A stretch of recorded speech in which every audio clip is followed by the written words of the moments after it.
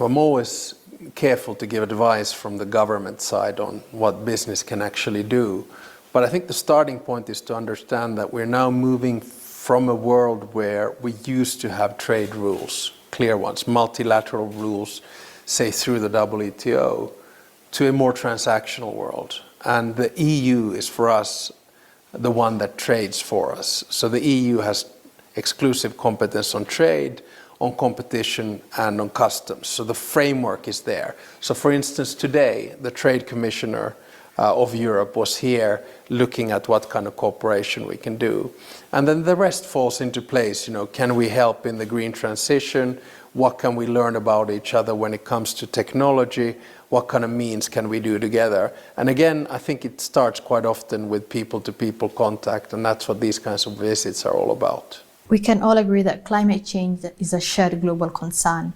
How can Finland and Kenya collaborate more effectively on climate resilience and green innovation? Yeah, no, I agree. And one of the problems is that the world seems to be able to cope only with one or two crises at a time. So right now we're seeing an increase in conflicts, which means that we talk less and less about climate. I don't have a magic bullet of how it should all be done, but in my mind, it needs a sequence of three. First, you need legislation, in other words, rules which set the frame for what you can do in order to help the climate. Second, you need finance, so you need financial instruments and public and private banks that finance it. And thirdly, you need innovation. As of today being the 17th of May of 2025, a lot of interesting info and a lot of interesting activities has played out in Finland regarding Mr. Simon, a man held in Kilamäki Correctional Center. As we speak, the government of Finland and the Päijät-Häme district courts are currently in panic and in full confusion.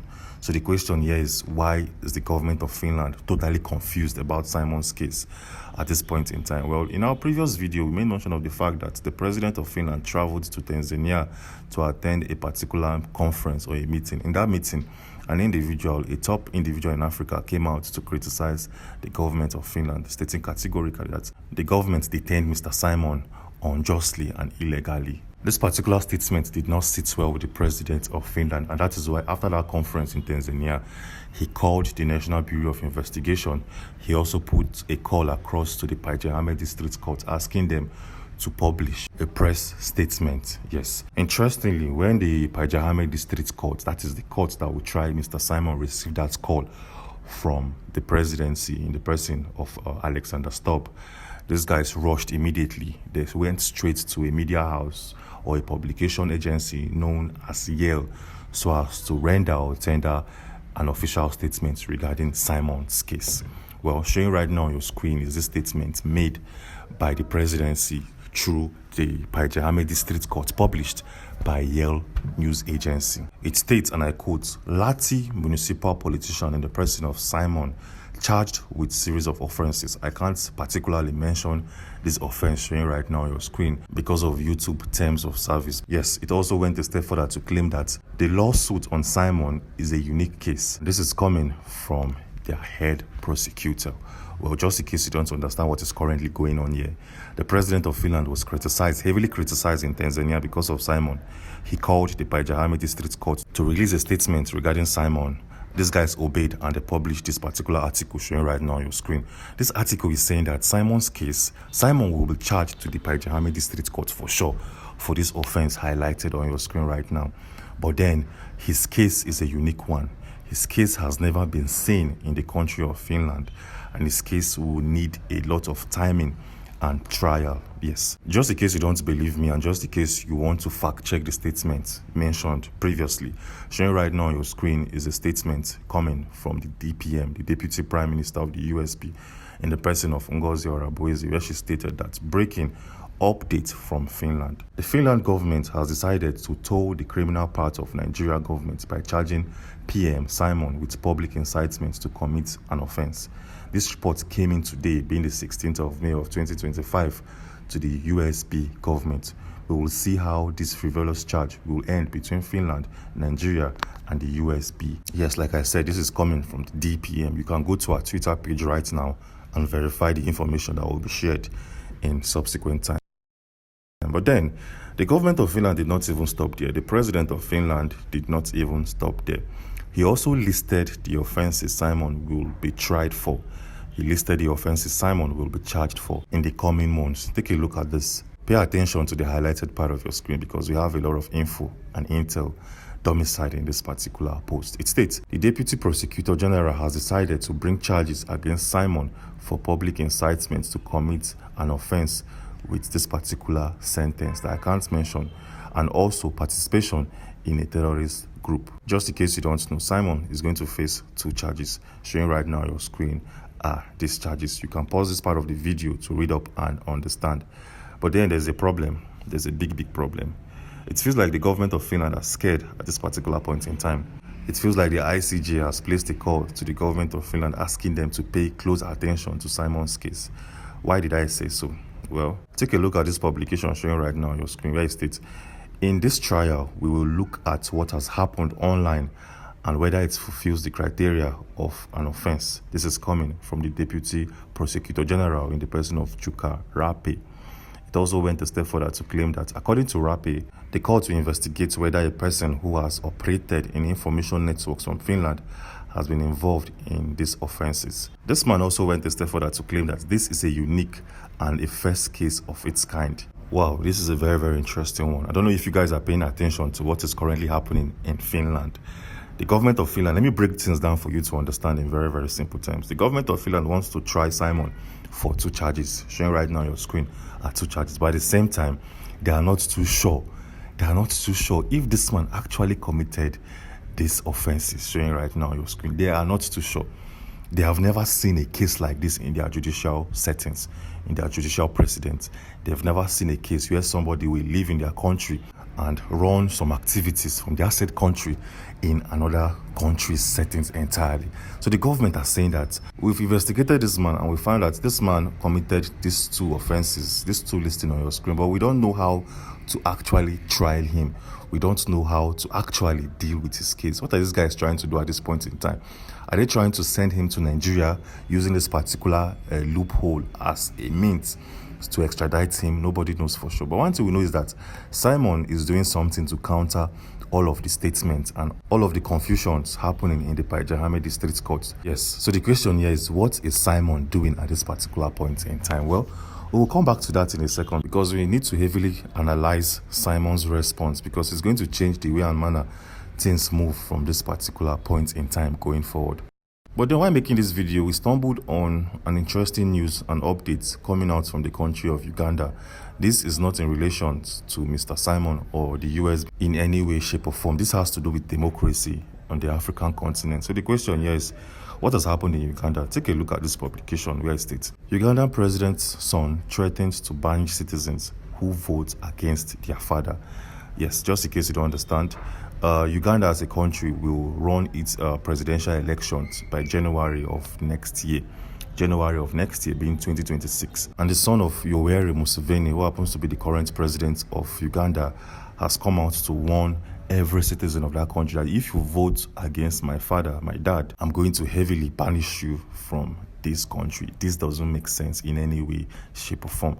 This guy did not even stop there. He did not even stop there. He also went a step further to tell the Ugandan military force that from this day henceforth, going forward, all the females no longer has a right to put on trousers. Yes, for a better clarity, take a look at this publication where it states, he also announced a new policy banning female soldiers from wearing trousers.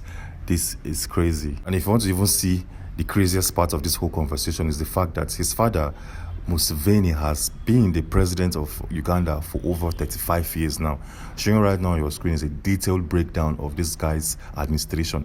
He came into power the 29th of January of 1986. And up to this particular point in time in 2025, this man, Museveni, is still the president of Uganda, and he happens to be the longest serving president of that country, serving over 35 years.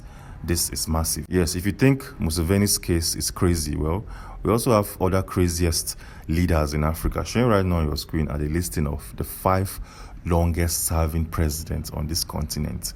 We have, on number one, we have Paul Biya of Cameroon. He has been in power for over 50 years. And we also have Teodoro Obiang, who served 45 years in power. As you can see, democracy in Africa isn't working, because how can a human, one person, be in power for over 50 years? Wow, that's half a century. It doesn't make sense in any way, shape, or form. This simply shows that democracy in Africa isn't working, and we should probably look for a different administrative pattern that will favor or fit the African settings. Well, an individual known as Èkpá wrote a book. He made a book regarding democracy in Africa. This is a book that every individual has to read and understand. In this book, he dissected the tenets of democracy and how it has come to fail, to everly fail on the African continent. Do well to check out this book if you love reading. Check out this book written by Èkpá. It's a massive one, and you will definitely get a lot of info from this book. Well, moving on swiftly, let's get back to Mr. Simon's case.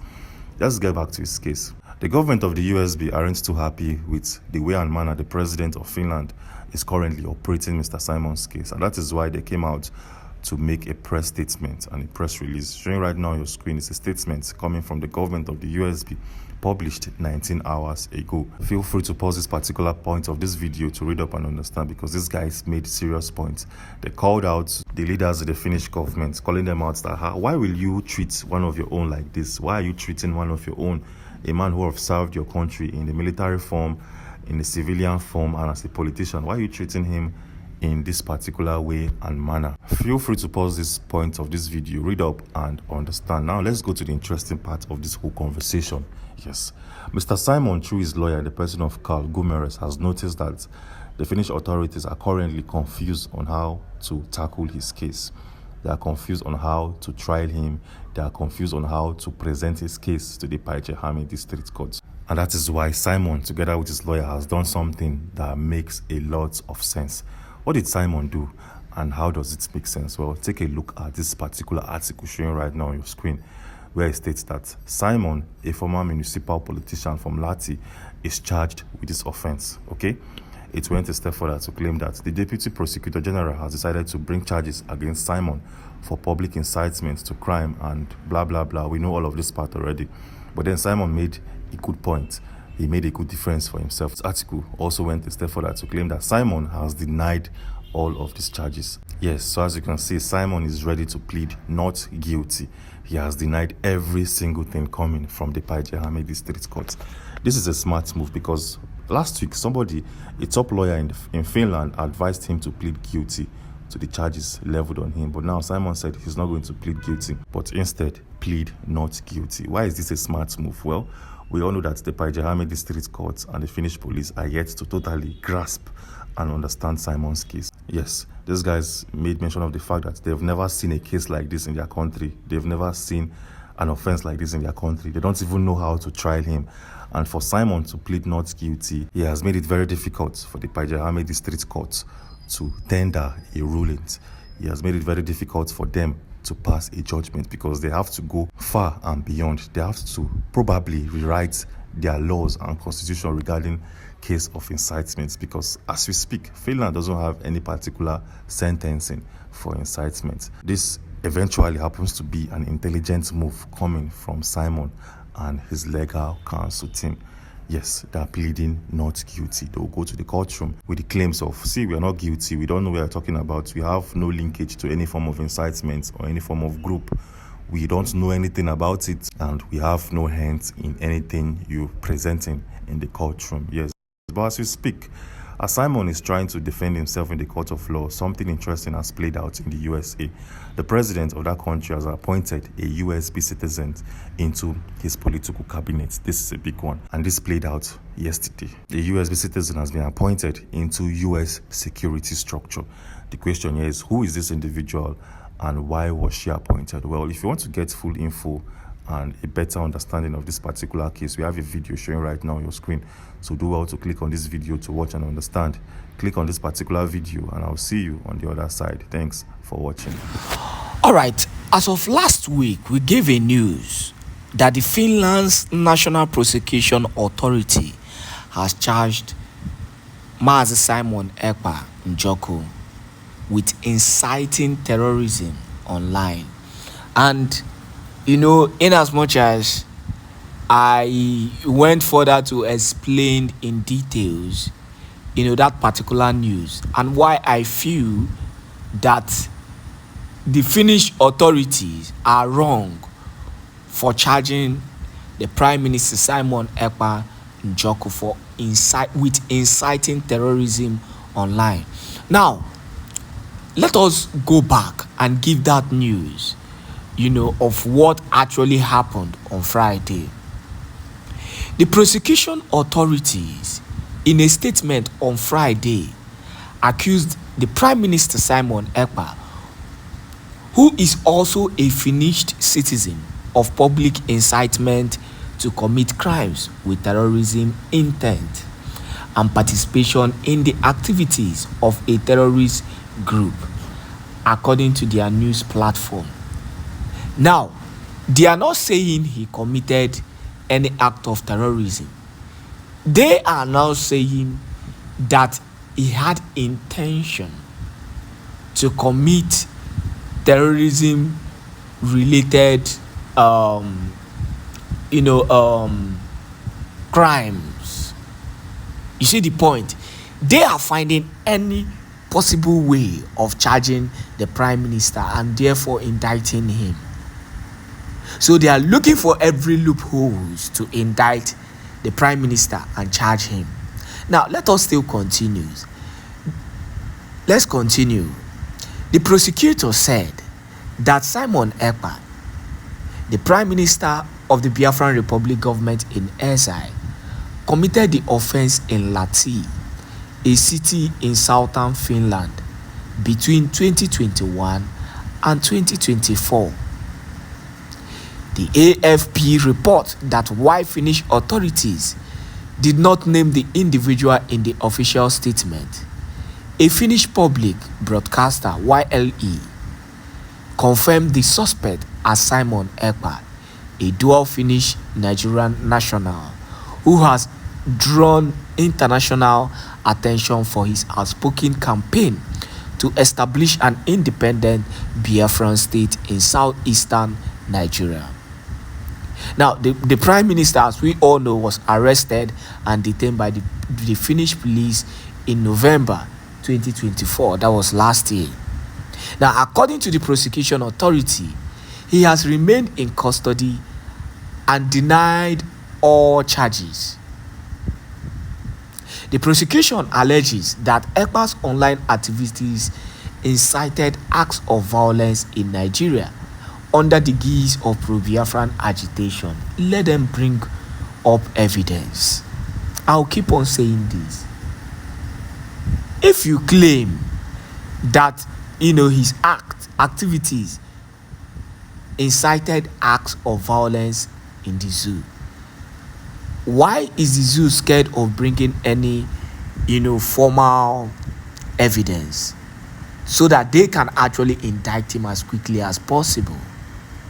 Now, the charges stem from his prominent role in a faction of the indigenous people of Biafra, a separatist group proscribed as terrorist organization in 2017 by the former president Muhammad-led Buhari, in as much as they are still in court over the reason why they actually proscribed IPOB, in as much as the zoo government have no reason whatsoever, but in order for them to carry out whatever they want to carry out, they continue with that court case.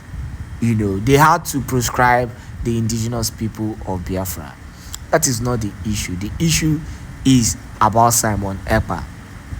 Now, like I said in the other news, if truly both the zoo and the Finnish authority have any credible reason, or they have a substantial evidence against Simon Epa, they would have brought it out since long time ago. Not all this ranting, all these indirect ways they've been using, to hold the Prime Minister Simon Epa Njoko. Honestly, it is so disappointing that the Finnish authority, Finland, are actually in this whole thing. It is painful that Finland are doing everything possible to hold their own citizens because of the fact that the zoo government, ordered them to do this. I've said this Simon Epa's, issue has actually entered a global level, and that is why so many international communities and so many countries, are currently waiting to hear updates concerning, Prime Minister Simon Epa's court hearing. But on other issue, let us still go deeper into this Prime Minister Simon Epa's indictment.